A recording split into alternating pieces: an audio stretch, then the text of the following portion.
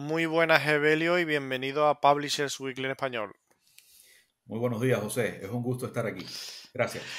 Evelio, a mí me gusta empezar esta serie de entrevistas para nuestro canal de YouTube con la pregunta básica para las personas que todavía no conocen tu libro, ¿no? Súbditos de Lisboa. ¿Cuál es la sinopsis? ¿De qué va Súbditos de Lisboa sin spoilers? Sí, bueno, mira, Súbditos de Lisboa es una conjunción entre la vida de Cervantes y el imperio portugués que pudo ser. Es una mezcla de lo cervantino y el sebastianismo. Básicamente es un mundo alternativo, es una ucronía, creo que es la primera ucronía que publica Caligrama, eh, que es un pasado donde determinados hechos pudieron haber ocurrido, pero bueno, como sabemos en la historia factual no sucedieron. Entonces la esencia de esta novela es un imperio portugués que invade toda Europa hacia 1590, un imperio fortalecido por circunstancias que se explican en la novela, y unido a esto la vida de Miguel de Cervantes. Un Miguel de Cervantes que viaja a América, es la esencia de la novela, y escribe un Quijote alternativo en Cartagena de Indias, teniendo en cuenta que Miguel de Cervantes solicitó en 1590 ir a América como funcionario de la corona, pero Cervantes no tenía las suficientes palancas ni los suficientes niveles de influencia en la corte como para lograr que semejante puesto funcionarial se le concediera en Cartagena de Indias, en el Soconusco en Guatemala o en La Paz en Bolivia, que fueron los tres destinos que, algunos de esos tres que solicitó. ¿Y de dónde surge, cuál es el germen de esta ucronía tan original, Evelio? Sí, mira, la verdad es que hacia el 2015 yo comencé a leer una biografía de Cervantes que me parece de las más acertadas, la biografía Vida y Obra de Miguel de Cervantes de Andrés Trapiello. Es una biografía muy corta, muy sintética, la compré en una feria de libros usados en Ecuador, porque me gusta frecuentar este tipo de mercadillos. Y hay un momento de la biografía de Cervantes en que eh, Andrés Trapiello propone el enigma de qué hubiera pasado si Cervantes hubiera viajado a América, y hace una serie de análisis muy interesantes. Y bueno, la cuestión es que históricamente no era posible. Está comprobado que Cervantes estuvo en Andalucía aproximadamente entre 1584 y bueno, hasta que luego se traslada a Valladolid en 1601. Y no era posible, históricamente no era posible, pero bueno, esa pregunta siempre ha rondado la crítica.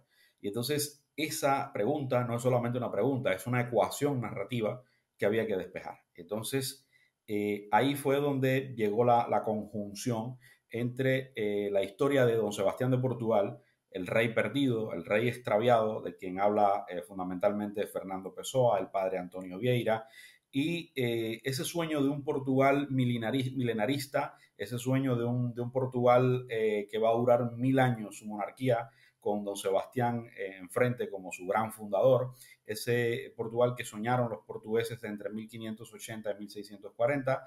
Y bueno, aprovechando el gran mito portugués y la biografía de Cervantes, Cervantes va a viajar a América, va a escribir una especie de Quijote alternativo en América, que entonces no era América, sino que era las Indias.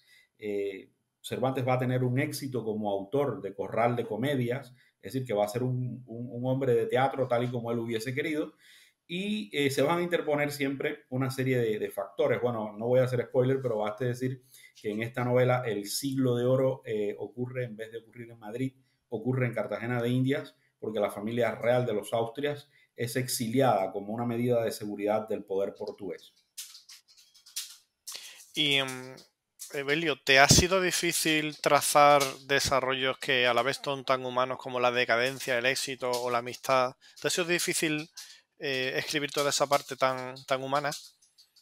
Sí, es sumamente complicado. Todos estos elementos, digamos que los tenemos a la mano, pero también son sumamente complicados de describir, son sumamente complicados de narrar. Cervantes tiene dos grandes novelas, por supuesto, su gran novela es El Quijote, pero su gran novela alternativa al Quijote es su propia vida. Y Cervantes pudo escribir El Quijote en buena medida porque tuvo experiencias de vida sumamente fuertes, sumamente retadoras, que no tuvieron tal vez los escritores que en la época gozaban de los favores de la nobleza, como era el caso del propio Lope, del propio Quevedo, y a Cervantes le tocó, como dicen ustedes aquí los españoles, currársela, ¿no? Es decir, le tocó trabajar, le tocó entrar en unos universos desagradables para él, porque bueno, él hubiese querido vivir de la literatura como creo que en algún momento soñamos todos los autores, y en ese orden, pues bueno, cuando vas dibujando ese mapa, va apareciendo un grupo de coordenadas importantes que te permiten trabajar los temas que ya están agotados. Homero agotó los temas como la amistad, el amor, el odio, la muerte, el sentido de la existencia. Todo esto está contenido dentro de la novela desde la perspectiva del análisis biográfico de un Cervantes que no se conforma con los mandatos de su tiempo y que siempre busca algo que está más allá. Es decir, es un Cervantes resiliente, es un Cervantes que también es un migrante, es alguien que está obligado a salir de su zona de confort buscando unos horizontes mucho más promisorios de los que en verdad tiene, porque la verdad es que no tiene en este universo ningún tipo de posibilidad de llegar a ser lo que se ha planteado y bueno, bajo un poder totalitario, porque bueno, el poder portugués es un poder que en esta novela utiliza, digamos que la energía del resentimiento, y estamos hablando prácticamente de un poder que es como si fuese una especie de Alemania nazi del siglo XVI. Es un Portugal que va a recuperar con todas sus fuerzas y con todo su odio lo que ellos consideran que le fue arrebatado. Entonces es la figura del escritor bajo un poder que le supera, bajo un poder totalitario, y la literatura siempre como una puerta de escape ante la opresión y ante circunstancias que no podemos cambiar. Entonces sí, evidentemente fue un reto escribir esta novela analizando, ya te digo, las coordenadas vitales de un Miguel de Cervantes posible, porque las ucronías construyen universos posibles, realidades plausibles, y esto unido al tema de la proyección de un universo, como te acabo de decir, totalitario, de un régimen asfixiante y de un régimen que ha venido a cobrárselas de algún modo y ha venido a someter el mundo conocido de entonces. Y me llama la atención también cómo has abordado de manera tan meticulosa el perfil de Miguel de Cervantes. ¿Dónde te has documentado para que sea tan creíble? Claro, mira, hay grandes biografías de Miguel de Cervantes, que entre ellas están la propia biografía de Andrés Trapiello, está también la gran biografía de Luis Astrana Marín, Vida ejemplar de Miguel de Cervantes, que fue un libro que se publicó en los años 50 en varios tomos, y donde Astrana Marín hace un análisis no solamente de la vida de Cervantes, sino de su contexto, porque no podemos entender a los personajes fuera de su contexto. Y lo otro, que creo que es la gran manera de poder entrar en las profundidades de la mente cervantina, es leer el Quijote. Si cuando lees el Quijote no solamente estás entrando a una época, no solamente estás entrando a un contexto extinto y abolido, sino que estás entrando de algún modo en la mente de un autor que le tocó procesar y afrontar una realidad que le superaba en todos los órdenes. ¿Y cómo has logrado imitar también el español de estos siglos? Bueno, pues mira, leyendo mucho, la primera lectura obligatoria es el propio Quijote, porque bueno, la novela está narrada en una primera persona, en un castellano antiguo que usa lo que se llama comúnmente el slang, las germanías, y Sí, las jergas, ¿no? las jergas de aquella época, por supuesto, todas están contenidas en el Quijote, pero también están contenidas en Lope de Vega, también están contenidas en Quevedo, también están contenidas en Góngora, es decir, en todo el siglo de oro, es decir, no solamente leer el Quijote y leer a Quevedo, Lope y Góngora, también en el caso de Mateo Alemán con el Guzmán de Alfarache, es decir, leerse toda la picaresca fue fundamental para poder entender una especie de gramática psíquica, que es la que te permite pues escribir en este registro y empezar a hacerlo con un nivel de soltura y de comodidad que se vuelva disfrutable, en primer lugar para ti y en segundo y gran lugar para el lector, que es el gran destinatario de esta ficción. ¿Y cuáles han sido tus rutinas de escritura, Evelio? ¿Escribes por la mañana temprano, por la noche, los fines de semana, cuando, no sé, cuando puedes?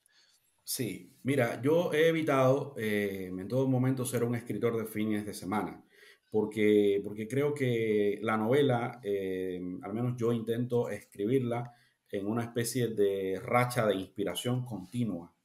Esto quiere decir que la novela lleva un trabajo de hilación, la novela lleva un trabajo de unir pequeños detalles, de unir pequeños puntos que cuando trabajas de forma fragmentaria, porque la vida te lo impone y vivimos no las vidas que quisiéramos vivir, sino la que la realidad nos ofrece. Y bueno, pues en este sentido yo escribí Súbditos de Lisboa en un momento en que me hallaba desempleado, acababa de perder un empleo y fueron 6 meses de escritura continua. Mi esposa se hizo cargo de las cosas más urgentes de la casa, fuimos viviendo con algunos ahorros y yo escribí esta novela en Quito, Ecuador. Cada vez que me paraba para ir por un vaso con agua o una taza de café a la cocina, me alzaba de puntillas y veía la cúspide del Pichincha, ¿no? Y bueno, pues ya te digo, fue un proceso demencial, fue un proceso de disfrute absoluto, de disfrute máximo, donde yo tenía un pie muy mal puesto en mi realidad contemporánea y el otro yo creo que muy bien afincado en la realidad de mi ficción.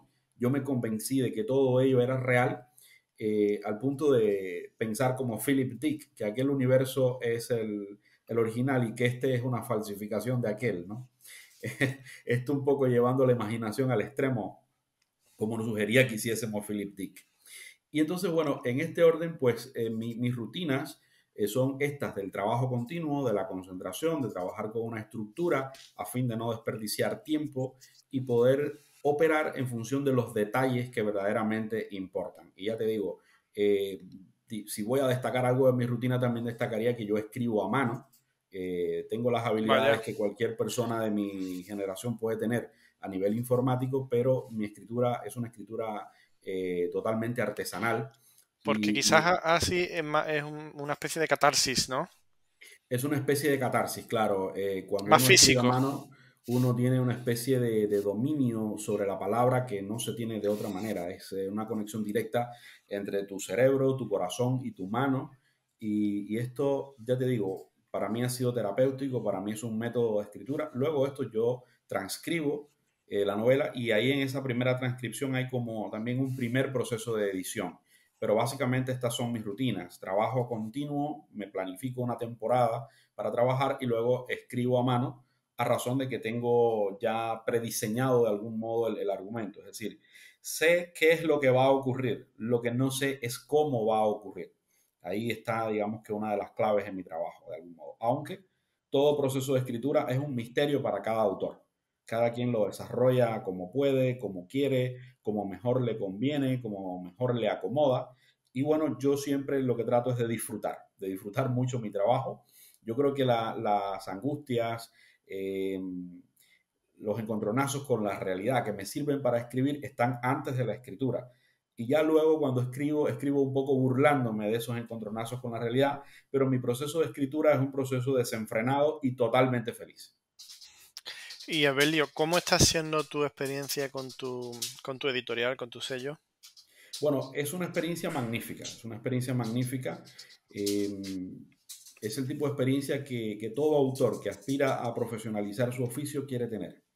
En primer lugar, hay un trabajo excelente de edición, hay un trabajo magnífico en cuanto a lo que es la publicidad, la promoción del autor y algo muy importante, y es que hay una transparencia con el autor, que esto no siempre ocurre en el universo de las pequeñas y medianas editoriales.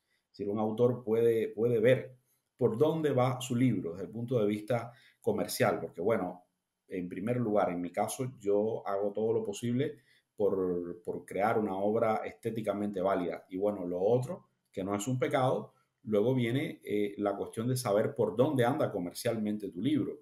Y eso normalmente con buena parte de las editoriales no lo puedes lograr. Es decir, esto no es un secreto para nadie, así funciona. Y ya te digo, una de las grandes ventajas de Caligrama es esa, que te sientes en familia, que te sientes en un universo de transparencia y entre grandes profesionales que adecúan su entendimiento a la naturaleza de tu obra y uno, pues por supuesto que se siente privilegiado en ese sentido. Yo agradezco haber Y encontrado a Caligrama. Evelio, y aunque tu libro es de reciente salida a la venta, ¿hay alguna crítica, alguna opinión que te haya emocionado especialmente, tanto de las que pueda ver en internet como de las que te hayan hecho en persona?